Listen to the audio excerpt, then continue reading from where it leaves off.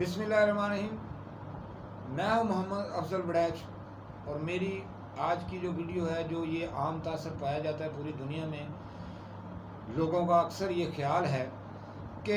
آج کا انسان جو ہے گزرے ہوئے زمانوں کے انسانوں سے ترقی، کمالات اور ہنر میں آگے ہے، یا پچھلی تہذیبوں کے جو لوگ تھے آج کے مقابلے میں کم ترقی یافتہ تھے۔ یہ چیز، یہ تاثر، یہ وہم، یہ گمان جو آج کے دور میں انسانوں کو ہے، میں اس بارے میں کہوں گا کہ یہ ساری چیزیں جو ہے، یہ وہم، یہ گمان، یہ تصور غلط ہے۔ ایسا نہیں ہے۔ آج کا انسان جو ہے وہ ان سے آگے نہیں ہے۔ کیسے؟ میں یہاں پر کچھ مثالیں دینا چاہوں گا۔ آج کے دور میں جیسے کہا جاتا ہے کہ انسان ہواؤں میں سفر کر رہا ہے، ہوائی جہاز بنایا اور ہواؤں میں اڑ رہا ہے، اس سے پہلے ممکن نہ تھا۔ تو یہ بات بھول جاتے ہیں کہ حضرت سلیمان علیہ السلام کا تخت جو ہے وہ ہواؤں میں سفر کرتا تھا۔ آپ کا مقام اور آپ کا وہ جو ان کے تخت کا سفر کرنا تو ایک بہت بڑی بات ہے۔ آپ نے اور ہندوؤں کی کتابوں میں اڑن کٹولے کا جو ہے ذکر سنا ہوگا۔ تو یہ اس سے پہلے کی جو ایگزامپلز ہیں، اور اس کے علاوہ آپ نے اکثر سنا ہوگا کہ جی بڑا ذکر ہے، بڑا شہرہ ہے آج کل کہ کوئین میری 2 جہاز جو ہے وہ بنایا گیا ہے، اور کوئین میری 2 جہاز جو ہے، بحری جہاز جو ہے، اس میں پورا ایک شہر آباد ہے، سڑکیں ہیں، بازار ہیں، کھیلوں کے میدان ہیں۔ تو وہ بہت بڑا جو ہے وہ بحری جہاز ہے، تو اس سے پہلے تو یہ ممکن نہ ہو سکا۔ تو میں یہاں پر عرض کرنا چاہوں گا، نوح علیہ السلام کی اس کشتی کے بارے میں آپ کا کیا خیال ہے، جس پر پوری دنیا کے ریسرچر، محقق، اور سب سے بڑھ کر قرآن پاک میں بھی اس بات کا تذکرہ موجود ہے کہ وہ اس کشتی کا عالم یہ تھا کہ زمین پر موجود طوفان نوح سے پہلے کی جتنی اسپیشیز تھی، جانداروں کی جتنی اقسام کی، سب کا ایک جوڑا اس پہ موجود تھا۔ اس کا مطلب یہ ہے کہ اگر آج کے حساب سے اندازہ لگائیں تو آج سائنسدان کہہ رہے ہیں کہ اب اس وقت تقریباً 2 کروڑ اسپیشیز جو ہیں ان کے بارے میں آج کے سائنسدانوں کا آئیڈیا ہے کہ اب تک وہ دریافت کر سکے ہیں۔ تو اس کا مطلب یہ ہے کہ وہ جانور جو ہیں وہ جہاں موجود تھے، ایک اسپیشیز، آپ دیکھیں کہ اگر وہاں پر ہاتھیوں کا جوڑا تھا تو پھر سفید ہاتھی کا جوڑا بھی ہوگا، بھورا ہاتھی، کالا ہاتھی، یہ ساری اقسام کے ہوں گے، وہ گھوڑوں کی اقسام ہوں گی، اونٹوں کی۔ اس سے آپ اندازہ کریں کہ اس کی وسعت کا عالم کیا تھا، اور ابھی اس کے لیے کشتی کا نام استعمال ہوا ہے۔ اگر بحری جہاز ہوتا تو اس کی وسعت کا عالم کیا ہوتا۔ اس کے علاوہ آپ نے ٹائم اینڈ سپیس، آج کی دور میں ٹائم اینڈ سپیس تھیوری کا بڑا زیادہ شور مچایا جاتا ہے، اور کہا گیا کہ بھئی اپنا آئنسٹائن نے ایک زمانے سے دوسرے زمانے میں، ماضی سے حال سے مستقبل کی طرف جانے کے بارے میں جو تھیوری پیش کی ہے، تو ابھی تک کوئی ایسی مشین بنائی تو نہیں جا سکی کہ ایک زمانے سے دوسرے زمانے تک جایا جا سکے۔ لیکن آج سے 1400 سال پہلے نبی پاک صلی اللہ علیہ وسلم جب معراج شریف پر تشریف لے گئے تو آپ مکے سے بیت المقدس پہنچے، اور وہاں پر انبیاء کی امامت کی، وہاں سے آسمانوں کی طرف سفر کیا، اور سدرۃ المنتہا اور جنت دوزخ اور مقام کعبہ قوسین تک پہنچے۔ راز و نیاز کی باتیں ہوئیں اللہ کے ذات کے ساتھ، اور یہ سارے جو آپ نے ایک جگہ سے یہاں سے آسمانوں کے اور جنت دوزخ کی سیر، اس میں کافی وقت درکار تھا، کافی ٹائم لگا ہوگا، اور پھر یہ سارا سفر بھی کیا۔ تو اس کے باوجود آپ جب واپس آئے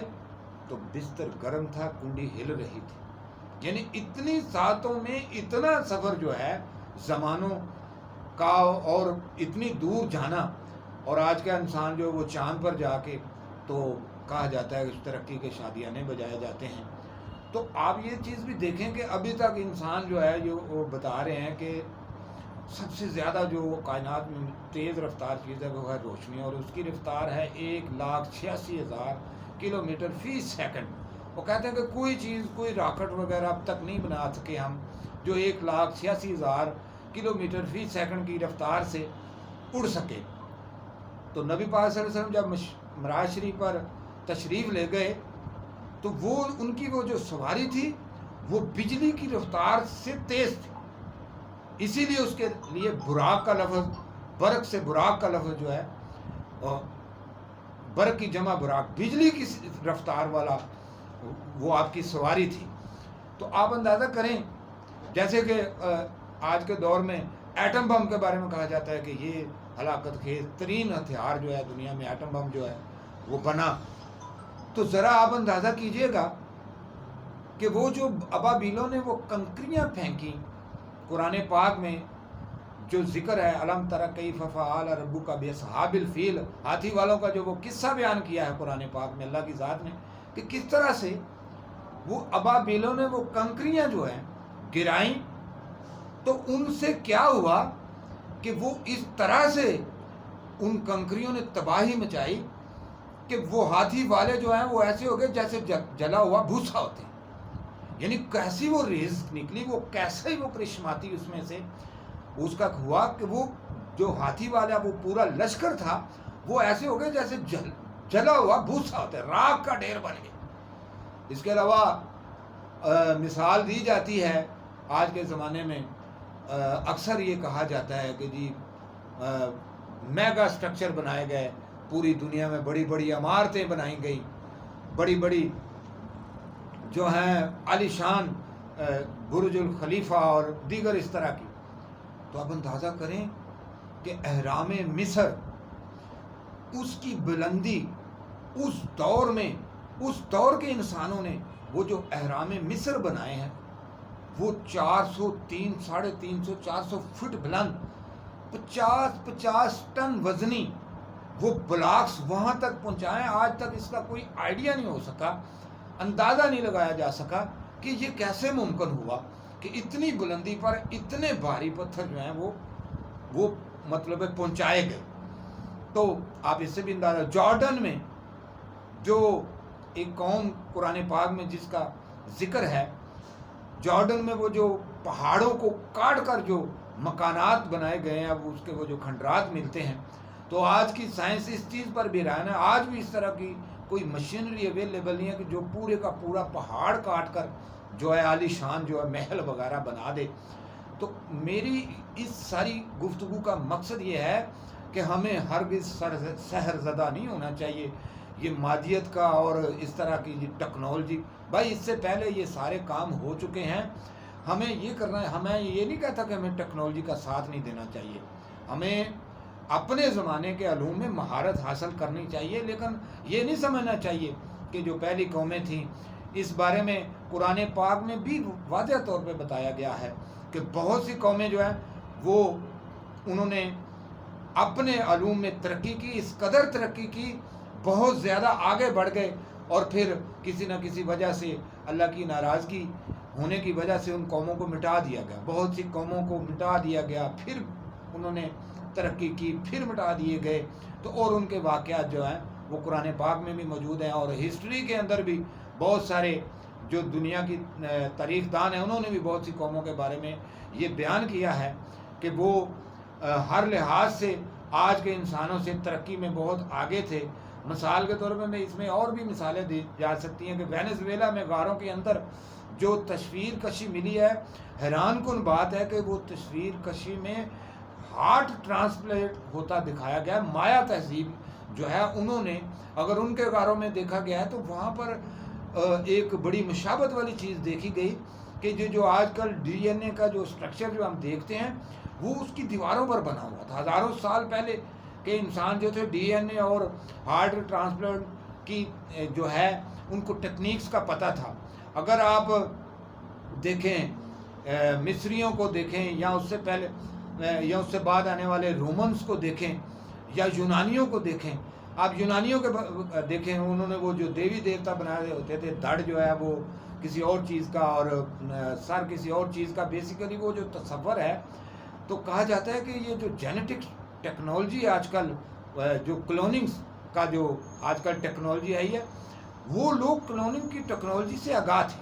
اور اس طرح سے انہوں نے وہ لوگ جو ہیں وہ بنائے ہوئے تھے، جس کو بعد میں وہ مفوق الفطرت ہونے کی وجہ سے وہ دیوتاؤں کا بھی سمجھتے تھے۔ میں اسلام کے حوالے سے ایک اور بات بتاتا چلوں، آج کل یہ موبائل فون کا بڑا، جیسے میں جس پہ یہ جیسے آپ دیکھتے ہیں روزانہ فون پر جی ہم یہاں بیٹھے ہیں تو ہزاروں میل کروڑوں میل دور لوگوں سے بات کر سکتے ہیں. تو آپ کا کیا کہنا ہوگا اس بارے میں جب حضرت عمر رضی اللہ تعالیٰ عنہ نے ممبر رسول پر مسجد نبوی میں بیٹھے ہوئے کہا یا ساریہ الجبر، اور ہزاروں میل دور حضرت ساریہ رضی اللہ تعالیٰ عنہ فرماتے ہیں کہ میں نے اپنے کانوں سے امیر المومنین کی آواز سنی اور میں نے پہاڑ کی طرف دیکھا تو ادھر سے دشمن جو ہے حملہ آور ہوتے ہوئے نظر آئے. تو آپ اس بارے میں کیا کہیں گے؟ تو میں اینڈ میں جو ہے اس کا لب لباب یہ ہے میں آپ کے سامنے رکھنا چاہ رہا ہوں کہ اس دور کے انسان روحانی طور پر بھی اتنے زیادہ ترقی یافتہ تھے کہ انہوں نے روحانیت میں یہ جو ہیں یہ سارے معاملات جو ہیں کر کے دکھائے. آج ہم مادہ پرستی کے اس دور میں اپنی ٹیکنالوجی میں ہمیں ضرور مہارت حاصل کرنی چاہیے. ہمیں پر اس طرح کے دعویٰ جات نہیں کرنے چاہیے کہ پہلے دور کے لوگ جو تھے وہ اس سے پیچھے ہیں. میں اقبال کے ایک شعر پر اپنی اس ویڈیو کا فی الحال اختتام کرنا چاہوں گا کیونکہ موضوع لمبا ہے. ابھی کچھ اور چیزیں جو ہیں وہ ڈسکس کرنے والی میں وہ پارٹ 2 میں وہ ڈسکس کروں گا کہ اقبال سے کسی نے یہ بات پوچھی کہ دیکھیں کائنات کی تخلیق تو ہو چکی ہے تو پھر یہ روز روز یہ جو نئی نئی انوینشنز ہو رہی ہیں ان کے بارے میں آپ کیا کہتے ہیں؟ تو علامہ اقبال نے ایک بڑے خوبصورت شعر سے یہ بات سمجھائی. آپ فرماتے ہیں یہ کائنات ابھی نہ تمام ہے شاہد کہ آ رہی ہے صدا دمادم کن فیکون. یعنی آپ نے یہ بتایا کہ یہ کائنات جو ہے ابھی اپنے تکمیل کے مراحل میں ہے شاید، لیکن اللہ نے ایک بار ہی کہہ دیا کن فیکون اور اس کی گونج رہی ہے. اور جب تک یہ معجزاتی گونجتی رہے گی دنیا میں نئی نئی تخلیقات ہوتی رہیں گی. کیا خوبصورت انداز ہے اقبال کا کہ بڑے بڑے سائنسدان جس چیز کو نہیں سمجھ سکے آپ نے اپنے اس شعر میں اس کا جو ہے وہ پورا جو ہے مفہوم بیان کر دیا. السلام علیکم.